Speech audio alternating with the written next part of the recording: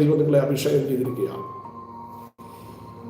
പൗലോസിന്റെ അഭിമാന വിഷയമായി ഫിലോമോൻ മാറുകയാണ്.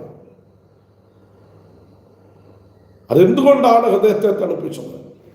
ആ മനുഷ്യന്റെ സന്തോഷം മാത്രമല്ല, ആ മനുഷ്യന്റെ സ്നേഹം. നമുക്ക് മറ്റുള്ളവരുടെ ഹൃദയം, ചൂട് പിടിക്കപ്പെട്ടിരിക്കുന്ന ആളുകളുടെ ഹൃദയം തണുപ്പിക്കപ്പെടുന്നു, അവരോടുള്ള സ്നേഹത്തിന്റെ വർധനവുണ്ടാകും. ഇനി വിശുദ്ധന്മാരുടെ ഹൃദയം തണുപ്പിക്കണം, ദൈവത്തോട് സ്നേഹമുണ്ടാകും. അതുതന്നെയാണ് അതിൻ്റെ യഥാർത്ഥ മർമ്മം എന്ന് പറയുന്നത്. കർത്താവിനോട് സ്നേഹമുണ്ടെങ്കിൽ അനേകരുടെ വിഷയത്തെ പരിഹരിക്കാൻ ദൈവം നമുക്ക് അവസരം നൽകിത്തരും. അനേകരെ ചൂട് പിടിച്ച വിഷയത്തിന് ശാന്തത കൊണ്ടുവരാൻ ദൈവം നമ്മുടെ ജീവിതത്തിൽ അവസരം നൽകിത്തരും.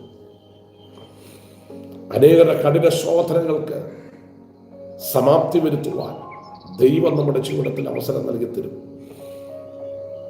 പ്രാർത്ഥനാനിരതമായി ദൈവസന്നിധിയിൽ ആരൊക്കെ ആയിരിക്കുന്നു,